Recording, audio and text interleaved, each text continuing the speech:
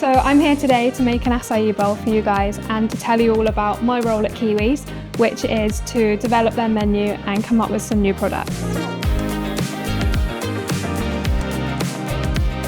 So I think I'm a very creative person. I didn't think I was when I was younger because I can't draw or paint. I do express myself through food.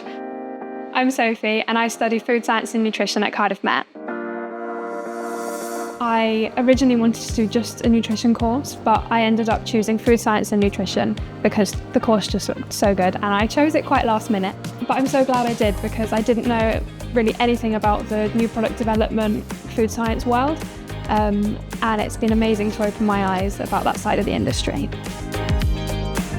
So I was approached through university from the manager of Kiwi's Bowls, and he wanted me to come up with some new products. There was a new flagship store of Holland Barrett opening in Cardiff, and they wanted a promotional product, which I helped to design. In uni, I would be assigned a brief, and then we would go into the new product development kitchen labs, and we would work on those briefs every week, developing products. With this opportunity, I can apply what I've learned in university and really take that into the real world.